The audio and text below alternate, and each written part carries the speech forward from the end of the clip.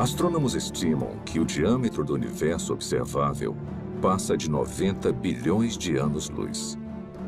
Isso é mais do que 800 bilhões de trilhões de quilômetros de uma ponta do cosmos à outra.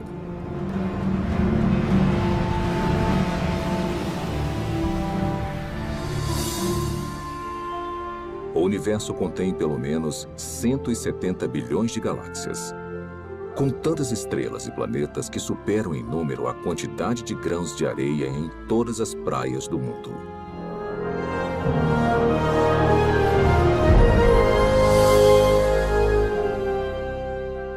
Dentro deste oceano cósmico, uma esfera de água e rochas é lar para mais de 8 milhões de espécies de organismos vivos. Esta realidade inspirou inúmeras especulações, incontáveis teorias e uma pergunta muito intrigante.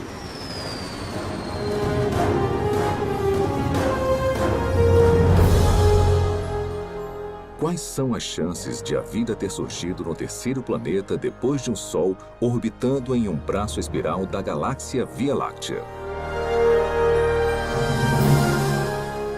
Foi simplesmente um golpe de sorte ou haveriam mais aspectos envolvidos além do acaso e das interações aleatórias entre matéria e energia?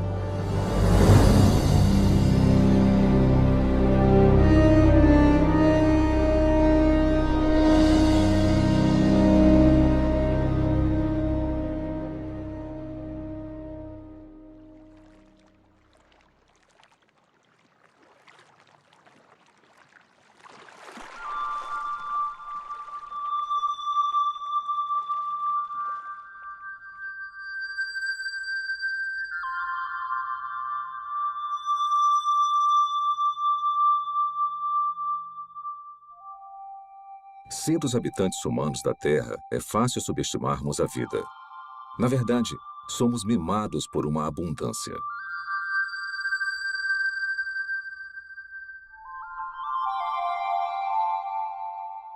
O nosso clima e a nossa geografia suportam uma biosfera que pode ser única no universo. E basicamente não há lugares muito quentes, muito frios ou muito isolados para os organismos vivos prosperarem.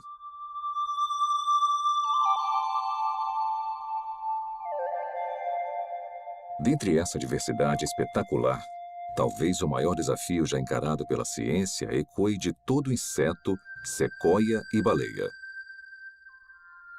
Como a primeira vida passou a existir em um momento em que não havia vida de nenhum tipo? Como surgiu a vida na Terra? Por onde começar?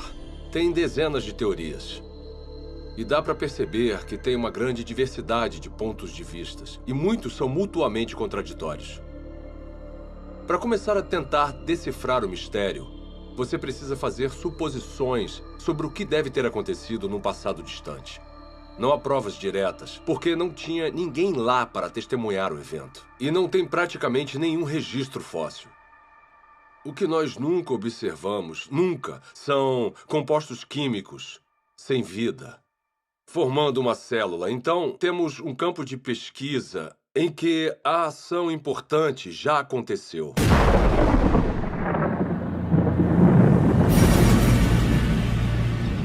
A história primordial da Terra é, de fato, uma narrativa incompleta. Mas apesar da ausência de provas físicas, a maioria dos cientistas acredita que a vida se originou quando a energia atingiu substâncias inorgânicas nos oceanos, crosta e atmosfera do planeta, para criar os componentes básicos para a primeira célula autorreplicante. Ao pensar na origem da vida, as regras, e não digo da própria ciência, mas da filosofia subjacente, as regras dizem que para resolver o problema, você pode usar matéria, energia, lei natural, irregularidades naturais e processos do acaso. Mas o seu kit de ferramentas acaba aí. O que você não pode usar, de acordo com as regras, as ditas regras da ciência, é mente ou inteligência. Se tivermos que dar um nome a essa posição, não tem um nome melhor do que materialismo científico. Uma filosofia que diz que a única explicação aceitável deve ser dada com base na matéria e na energia. E se você não consegue resolver o problema com essas ferramentas, você não pode mudar as regras. Então, partindo dessa perspectiva, como a vida se originou a partir de apenas matéria e energia? Agora, tenta resolver o problema. Como construir uma célula? Toda vida que já existiu na Terra é composta de células. E os indícios para sua origem estão entrelaçados em uma rede de máquinas moleculares.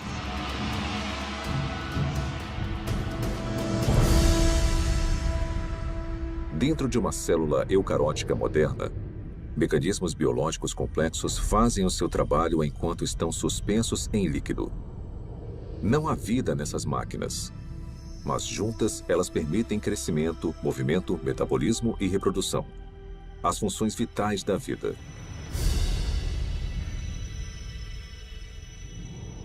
Cada componente dessa fábrica celular é feito de grandes moléculas compostas.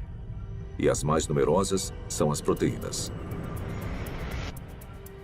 Com funções modernas, as proteínas foram projetadas para desenrolar e copiar informação genética em uma cadeia de DNA. Desencadear reações químicas com formatos encaixáveis.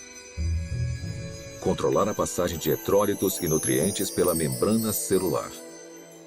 Tipo de proteína, cinesina. E carregar recipientes cheios de carga por andaimes, também feitos de proteína, que se montam sozinhos e vão até os lugares necessários da célula. Ampliado 500.000 vezes, um glóbulo vermelho contém 280 milhões de proteínas hemoglobinas, cada uma com a função de carregar oxigênio. Isolando uma delas, descobrimos que cada proteína é feita de centenas de moléculas menores chamadas aminoácidos. São encontrados 20 tipos diferentes de aminoácidos em organismos vivos. A estrutura química distinta de cada molécula permite a formação de mais de 100.000 tipos diferentes de proteínas. A construção começa quando aminoácidos selecionados são organizados em uma cadeia. É um processo que costuma ser comparado à organização de letras do alfabeto em palavras e frases com significado. Se esses componentes tiverem a sequência correta, a cadeia se dobra em uma proteína pronta para cumprir a sua função dentro da célula.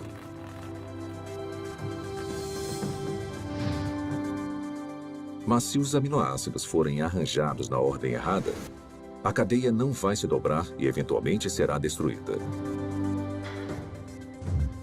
A célula viva mais simples contém pelo menos 300 tipos diferentes de proteínas e o mecanismo biológico necessário para crescer, se reproduzir, converter energia, guardar e processar informação genética e proteger os seus conteúdos do mundo externo. Componentes e funções similares também seriam necessários na primeira célula viva. Agora vamos aplicar essa química básica a uma teoria familiar para a origem da vida. Os cientistas especulam há muito tempo sobre oceanos primordiais cheios de aminoácidos que flutuavam como carrinhos de bate-bate. Talvez algumas dessas colisões aleatórias tenham produzido uma cadeia longa o suficiente para se dobrar em uma proteína. Depois, mais aminoácidos se juntaram a mais cadeias que se dobraram em ainda mais proteínas.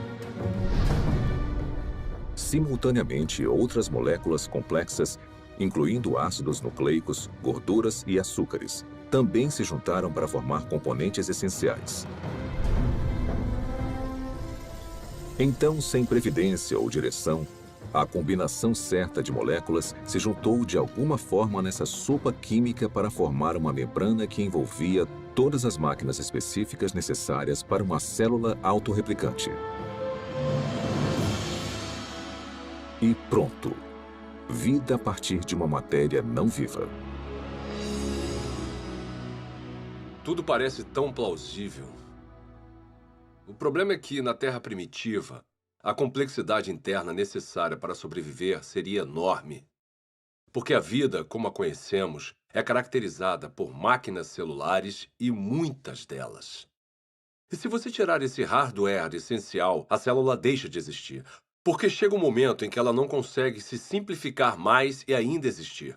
Uma simplificação maior seria a morte. Costumamos ouvir críticas como: você não pode projetar a biologia celular moderna no passado. Porque o que quer que tenha sido a primeira célula, ela era mais simples do que o que vemos hoje. Tudo bem, eu posso entender isso como uma premissa. Descreva então a primeira célula. Membrana celular. Para ser a célula viva, você precisa de uma barreira, uma membrana que a proteja do resto do ambiente. Essa membrana precisa permitir seletivamente a passagem de nutrientes específicos e matérias-primas necessários para combustível e energia. Você também vai guardar grandes quantidades de informação genética em cadeias de espiral de DNA. Essas instruções detalhadas para a vida são copiadas com uma precisão notável.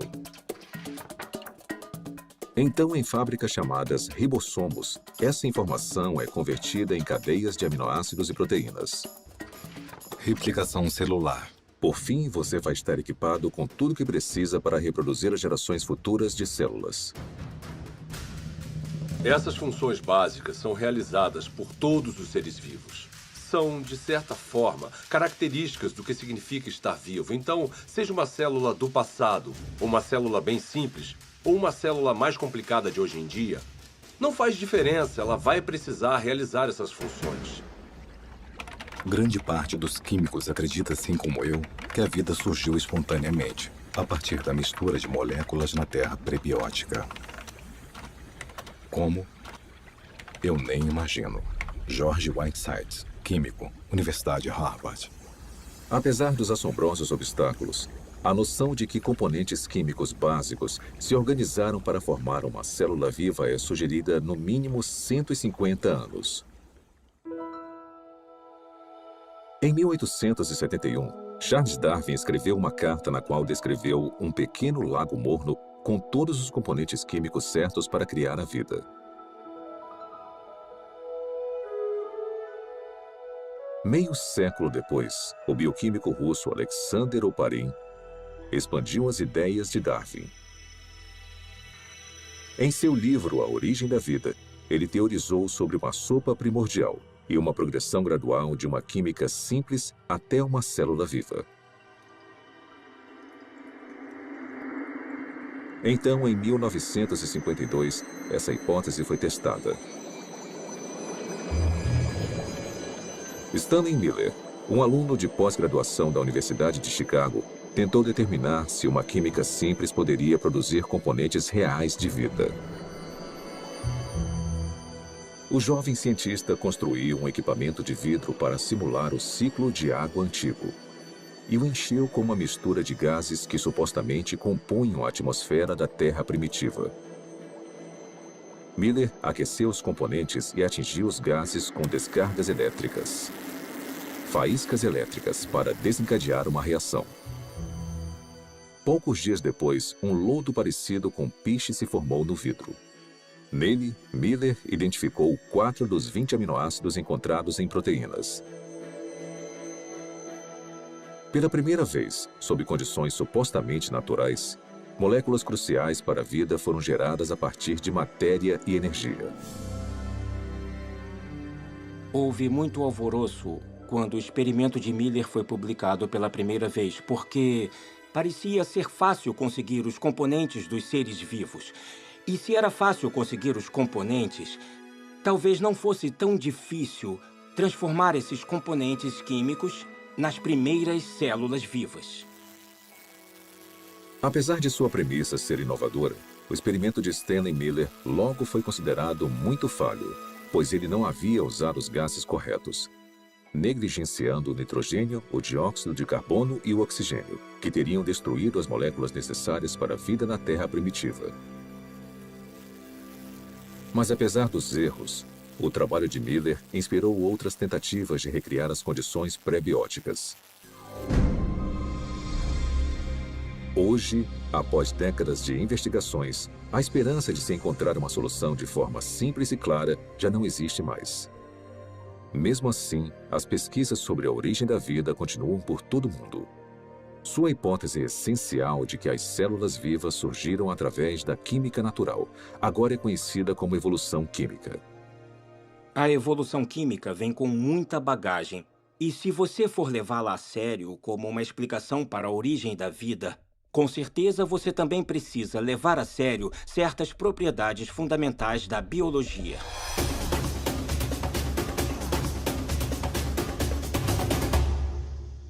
As moléculas envolvidas na vida não têm inteligência, não têm previdência. Elas não têm como saber o que precisam fazer depois para então conseguirem se transformar em química orgânica. Se eu colocar aminoácidos em um tubo de ensaio no meu laboratório, mesmo se eu esquentar e misturar muito bem, e fizer isso por 100 anos, 1000 anos, 10.000 anos ou 1 milhão de anos, nada aconteceria. Aminoácidos, nucleotídeos, lipídios. Sozinhos, eles não representam a vida. São inertes. Não se reproduzem, não guardam informações. De certa forma, são ingênuos. Eles não acordaram um dia e falaram: "Ei, vamos nos juntar e construir uma célula que consiga se replicar." Isso não aconteceu. A química por si só é indiferente ao fato de algo estar vivo ou morto. A seleção natural não funciona para criar a primeira célula porque a seleção natural não consegue operar em nada a não ser que tenha alguma forma de herdar e monitorar mudanças e de escolher o melhor sobrevivente para avançar. Para ter alguma seleção, são necessárias células. Então, se você quer explicar a origem das células, você não pode usar a seleção. Porque a seleção exige a existência da mesma coisa que você está tentando explicar. A seleção natural tem que funcionar sobre uma célula que tenha um sistema genético e que seja capaz de se reproduzir. Sem isso, a seleção natural é completamente irrelevante. A auto-organização é a ideia de que os componentes químicos podem se organizar sozinhos de forma a se transformarem em objetos ricos em informações e com um propósito. As moléculas e os átomos podem se auto-organizar em um certo sentido. O sal seria um exemplo. No sal, tem íons de sódio e de cloreto. E eles interagem uns com os outros porque têm cargas positivas e negativas. Então, essa afinidade natural leva à formação de cloreto de sódio, cloreto de sódio, cloreto de sódio, que pode se compactar de uma forma estereotipada para criar um cristal.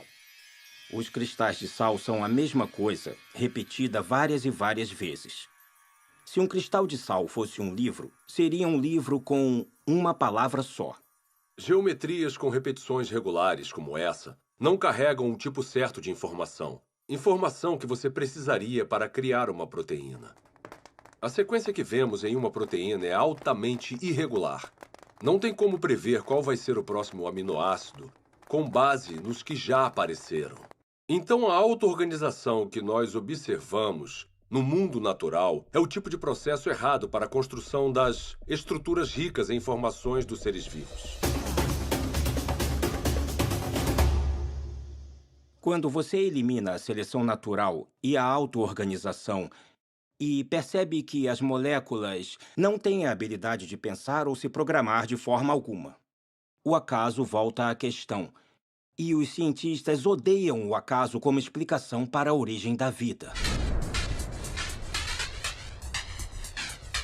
Acaso? Por que o acaso é uma opção tão insatisfatória? Talvez porque muitos analistas fizeram as contas e entendem a grande improbabilidade de sucesso.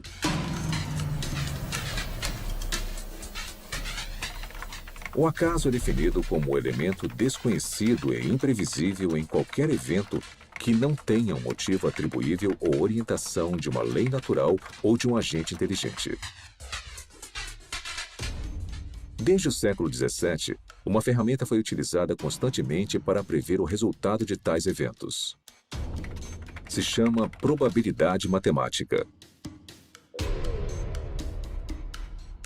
De forma bem simplificada, é assim que a teoria funciona. Quando você atira uma moeda e escolhe cara, a probabilidade de você acertar é de 50%, ou uma probabilidade de 1 sobre 2. Se atirar 2 moedas, a probabilidade de tirar cara 2 vezes simultâneas é de 1 sobre 4. 3 moedas e 3 caras em uma única tentativa? 1 sobre 8. Sempre que adicionamos mais uma moeda, a probabilidade de sucesso, nesse caso, tirar só cara na mesma jogada, é reduzida exponencialmente por um múltiplo de 2. Então, se 10 moedas forem atiradas, a probabilidade de tirar cara 10 vezes é de 1 sobre 2 elevado à 10ª potência ou menos de uma chance a cada 1000.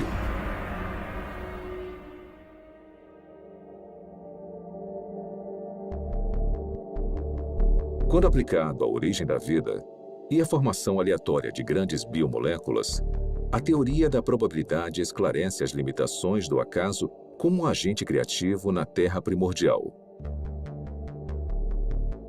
Por exemplo, quais são as chances de uma única proteína se formar exclusivamente através das interações às cegas da química? O nosso alvo é uma molécula menor do que a média, composta de 150 aminoácidos alinhados para garantir uma cadeia dobrada. Os pesquisadores calcularam que, na Terra antiga, a probabilidade de sucesso era de 1 sobre 10 elevado à 164ª potência. Ou seja, uma cadeia de proteína corretamente sequenciada a cada 100 milhões de trilhões de trilhões de trilhões de trilhões de trilhões de trilhões de trilhões de trilhões de trilhões de trilhões de trilhões de trilhões de trilhões de tentativas fracassadas. Mas apesar dessa grande improbabilidade, alguns teóricos argumentam que, com tempo suficiente, qualquer coisa é possível. Está bem? Vamos tentar a validade dessa opinião. Vamos começar estabelecendo um ambiente ideal para a evolução química. Um mundo imaginário que dará ao acaso toda a oportunidade de sucesso. Primeiro, vamos lotar os oceanos de aminoácidos.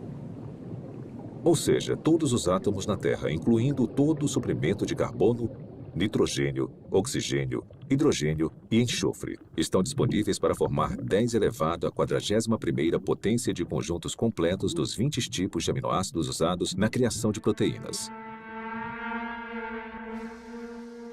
Depois vamos alterar as leis da natureza para proteger esses componentes dos raios de luz ultravioleta destruidores e da contaminação química na sopa primordial. Agora vamos deixar a química agir para ver o que acontece.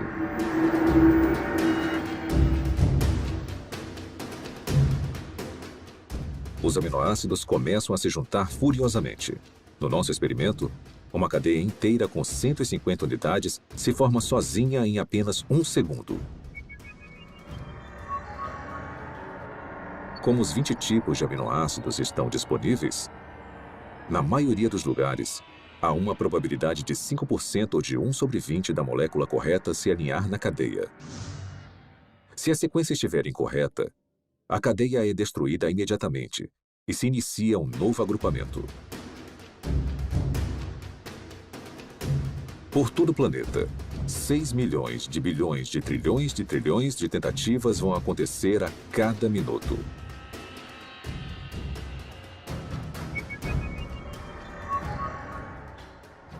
Ou seja, em 4,6 bilhões de anos, a idade mais antiga estimada da Terra, o número de cadeias que não se dobram vai passar de 10 elevado à 58ª potência. É uma quantidade espantosa, mas não chega nem perto de 10 elevado à 164ª potência. Aproximadamente as tentativas necessárias para se criar uma proteína de 150 aminoácidos por acaso. Então, se a química não direcionada não consegue criar a nossa cobiçada molécula durante toda a história da Terra, quanto tempo teria sido necessário? Para descobrir, vamos fazer um passeio. Vamos começar construindo uma ponte que percorra o diâmetro do universo observável. Uma distância de mais de 90 bilhões de anos-luz. Depois, vamos colocar uma ameba em uma extremidade da ponte. Esse organismo unicelular vai viajar a velocidade espontaneamente de 30 centímetros por ano. Começar. Enquanto esperamos uma proteína se formar por acaso, a ameba se arrasta por mais de 5 bilhões de anos para cruzar todo o universo e depois voltar. Mas esta corrida está só começando. A ameba sai de novo. Consegue chegar à outra extremidade do cosmos e depois volta para casa. Mesmo assim, nenhuma proteína funcional está à vista. Para a próxima viagem, vamos incluir uma carga, um único átomo.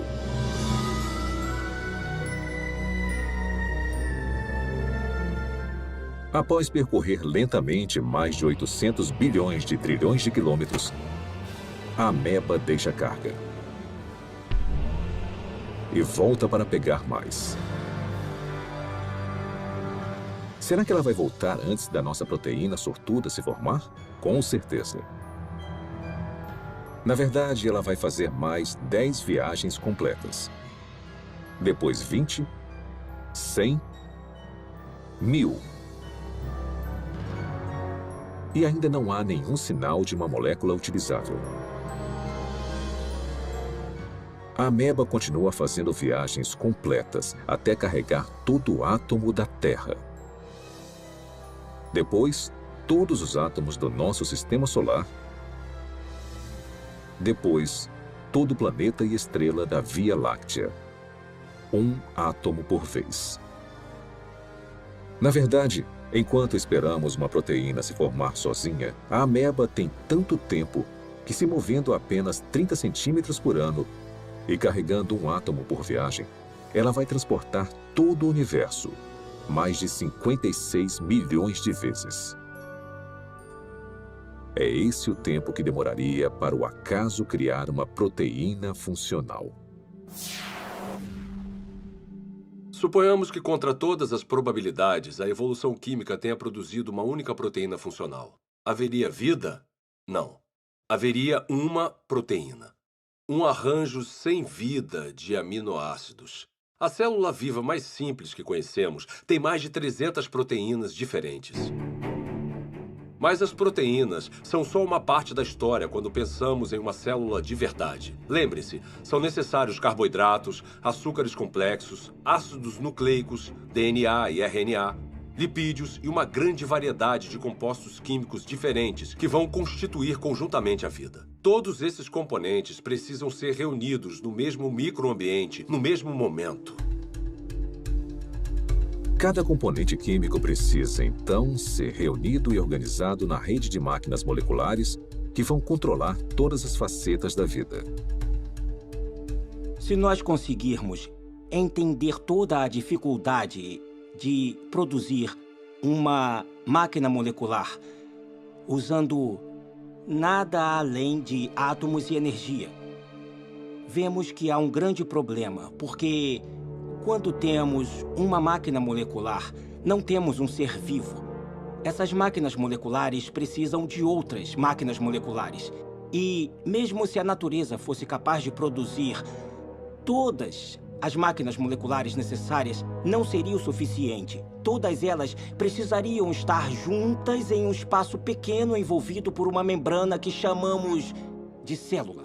Pelo meu conhecimento do que é necessário para se criar uma célula, tudo tem que acontecer na mesma hora. Não pode acontecer uma parte por vez, porque tudo trabalha junto em um loop causal. O mais alto nível de organização transcende as partes. A organização espacial na célula exige que as moléculas estejam no lugar certo na hora certa. O DNA é copiado para o RNA. A polimerase que faz a cópia precisa encontrar o lugar certo no DNA para começar a copiar. O RNA precisa se ligar de alguma forma aos ribossomos, que precisam estar em um lugar específico, e então as proteínas criadas precisam ir a um outro lugar específico. Isto é muita coisa para ser explicada pelo acaso. A probabilidade de eles estarem no mesmo espaço ao mesmo tempo se torna mais do que inimaginável. E a probabilidade deles estarem cercados por uma membrana, assim como uma célula, é basicamente impossível. Tirando o acaso da questão, a busca por uma explicação materialista viável seguiu em várias direções. As teorias incluem superfícies de argila com rachaduras, para onde as moléculas orgânicas poderiam ser atraídas e alinhadas em cadeias de ácidos nucleicos e aminoácidos. Fontes hidrotermais no fundo do mar, que expeliam componentes químicos de caldeirões subaquáticos aquecidos a centenas de graus. E oceanos primordiais cheios de RNA, uma molécula versátil capaz de armazenar e replicar informação genética, teoricamente sem a ajuda do DNA ou de proteínas. Propostas como essas causaram um interesse considerável. Mesmo assim, todas encaram o mesmo obstáculo que derrubou o acaso: a transformação de componentes sem vida nas biomoléculas complexas da vida. Esse problema fica evidente na hipótese do mundo de RNA. O mundo de RNA é a ideia de que é possível juntar nucleotídeos suficientes para criar uma cadeia longo o suficiente para se autocopiar e, depois de se copiar, fazer a mesma coisa novamente. Os pesquisadores da origem da vida supõem que a primeira vida era composta de nada além de RNA e podia, de alguma forma, criar um mundo mais complexo, onde há proteína e DNA. Ninguém sabe como isso aconteceria. Desde a apresentação do mundo de RNA, a aceitação da teoria aumentou, apesar das várias limitações, inclusive a durabilidade da molécula. Se você apenas olhar para uma molécula de RNA, ela parece se desintegrar. Trabalhar com RNA é extremamente difícil, porque ele é muito delicado. Ele foi criado para ser um depósito temporário de informação. E, em consequência da sua delicadeza, é muito improvável que ele seja útil como algum tipo de ponto de partida para a existência da vida. Então, o RNA não pode preceder a primeira célula porque precisa estar dentro de um ambiente celular para ficar estável, para ser copiado e para ser útil. Hoje em dia, moléculas de RNA são criadas em condições de laboratório. Para muitos bioquímicos, essas cadeias sintéticas de ácidos nucleicos são pelo menos uma confirmação parcial de que a evolução química criou a vida na Terra primordial. Para criar RNA no laboratório, você precisa limpar as superfícies, limpar as pipetas, usar luvas especiais e deixá-lo coberto. E depois torcer para não haver contaminação, porque se houver, o RNA já era. Depois, você precisa resolver o problema do sequenciamento. Então, você precisa de cientistas trabalhando duro para sequenciar o RNA, tentar combinações diferentes e encontrar uma que possa se copiar. Depois, você precisa ter uma cadeia complicada de RNA, que consiga funcionar como a herança e como a enzima no sistema. E as maiores mentes do mundo estão trabalhando nisso, mas ainda não conseguiram resolver o problema. Refletindo sobre a origem da vida e as implicações do RNA sintético, o químico Robert Shapiro observou: a falha nesse tipo de pesquisa não é a química. A falha é a lógica de que o controle experimental de um laboratório moderno estaria disponível na Terra primordial. Na verdade, as chances contra o RNA se formar sozinho são astronômicas.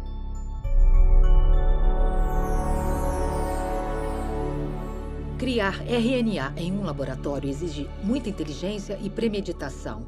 e planejamento e execução cuidadosos. Então, conseguir a sequência certa. Sem consciência, sem intenção, não vai acontecer. A probabilidade da evolução química é ainda mais enfraquecida pela composição da sopa primordial. Se a sopa primordial tiver existido, ela teria sido um grande caos quimicamente. Há vários tipos de reações cruzadas opostas que teriam acontecido na Terra primordial e que interfeririam com a química que você deseja.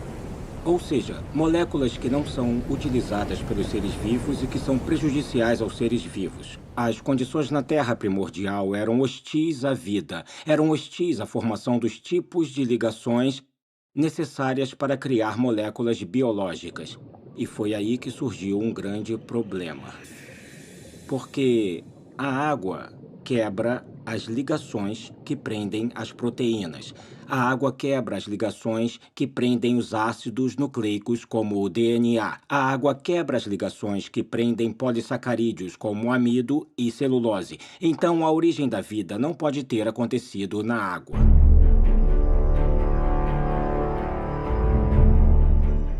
Encarando desafios intransponíveis na Terra, alguns cientistas expandiram as fronteiras de suas buscas. Em 1976, o biólogo vencedor do Prêmio Nobel Francis Crick propôs uma alternativa radical para a origem da vida. Crick sugeriu que o nosso planeta foi semeado com organismos microscópicos, que foram transportados de outra parte do universo, por uma civilização alienígena. Essa teoria é chamada de panspermia. 5 anos depois, o físico Fred Hoyle ofereceu uma versão modificada de panspermia, quando teorizou que as cadeias de DNA haviam sido criadas por uma inteligência de uma galáxia distante e se espalharam como sementes de dente de leão em um dia de ventania. Parte desse material genético chegou na Terra. Outra versão da teoria, popularizada pela Rocha de Marte, um meteorito descoberto na Antártida, afirma que micróbios evoluíram em outro lugar da galáxia e vieram até a Terra, em cometas e asteroides.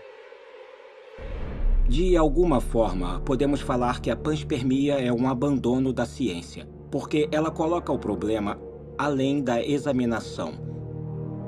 Se a ciência nos diz que a vida provavelmente não começou a existir por conta própria aqui na Terra, então deve ter vindo de outro lugar. Mesmo que pareça um filme de terror ruim dos anos 1950, veio do espaço sideral. Se eu não consigo explicar a vida no planeta Terra, porque, digamos, a atmosfera necessária é geologicamente implausível ou porque eu não consigo a quantidade suficiente de moléculas biologicamente relevantes, esses problemas vão existir em qualquer outro planeta onde postularmos que a vida se originou. Não podemos apagar esses problemas mudando de lugar para outra parte da galáxia. Resumindo, a panspermia não resolve o problema da origem da vida, só o joga para outro local. As falhas da panspermia levaram alguns pesquisadores a uma teoria que vai além da astronomia convencional: o multiverso.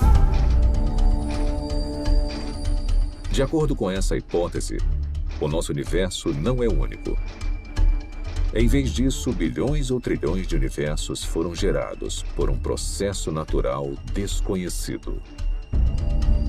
E conforme as oportunidades aumentaram exponencialmente, as chances impossíveis se tornaram prováveis.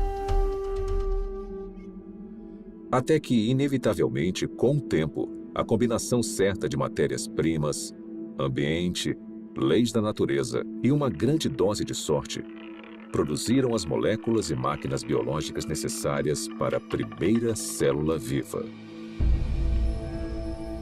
Em outras palavras, em um vasto e teórico oceano de universos, alguém tinha que ganhar a loteria cósmica, e fomos nós. Quando eu leio algum livro sobre a origem da vida que considera alguma proposta para a formação, como digamos, de RNA ou proteínas, E até o autor admite que é quimicamente implausível, eu me pergunto como ele se meteu nesse pepino. Propor um caminho implausível para uma coisa que, para o mundo todo, parece ser planejada. Será que o materialismo científico é provavelmente falso? Ele se meteu nisso porque uma filosofia disse a ele. É a única resposta aceitável. E nesse impasse, eu quero falar ao autor, olha, você sabe que é implausível, eu sei que é implausível. O motivo de ter chegado até aqui, parado na beira desse penhasco que cai na implausibilidade, é porque bem lá atrás, você decidiu que só uma explicação materialista faria sentido. Quantas explicações diferentes e fracassadas dentro da caixa materialista nós precisamos ter antes de decidir que talvez precisemos sair agora dessa caixa. Talvez precisemos de outro tipo de explicação. Quando analisamos as várias teorias científicas, teorias da física, teorias da química, teorias sobre a formação de estrelas, essas teorias são sobre o mundo lá fora. Mas quando falamos sobre a origem da vida, estamos falando de uma teoria que nos envolve. O lugar de onde viemos, nossas origens definitivas, nossas visões de mundo, nossas filosofias, nossa ciência, tudo está ligado. E isso separa a pergunta sobre a origem da vida de todas as outras perguntas na ciência. A ciência natural não está desconectada de tudo o que sabemos ou acreditamos sobre o mundo. Então, uma pergunta limitada e aparentemente técnica, como o RNA surgiu, pode acabar se ligando no tecido da realidade. É uma pergunta muito diferente, como, será que Deus existe? Deus é possível? É possível que Deus seja real?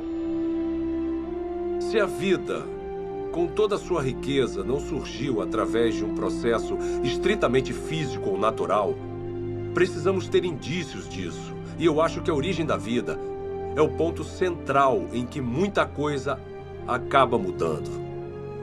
Eu olho para a natureza como um ser humano curioso e me pergunto, na minha visão, quais são os indicadores normais de inteligência? Eu os vejo na vida? E a resposta é, sim, em abundância. O que vemos nos sistemas biológicos é maravilhoso, é lindo, é elegante e quanto mais aprendemos sobre biologia, mais óbvio é o design. Quando eu comecei a me envolver com o design inteligente, tinha gente postando coisas na internet e falando: eu me formei no MIT e fui para a Universidade de Washington e pós-doutorado em Harvard. E elas falavam coisas como, ela era inteligente. O que aconteceu? Na verdade, o materialismo coloca vendas nos olhos da ciência e nós deixamos passar o que é mais significativo no mundo. Então, esse é um ótimo momento para ser uma cientista, porque nós temos a oportunidade de ver as coisas com novos olhos. A inteligência é extremamente útil como uma forma de explicar a origem da vida que realmente faça sentido com o que observamos na natureza. A natureza parece ter sido criada. A vida pode ter sido criada. O design, a inteligência explicam as coisas como toda a informação que vemos dentro de uma célula. Não tem nada de mágico nos seres vivos. Eu sou um cientista, eu não acredito em mágica. Eu acredito em mecanismos e causas que são suficientes para atingir o fenômeno que eu observo. A inteligência é suficiente. A inteligência é necessária. Portanto, a inteligência é a conclusão na qual eu chego.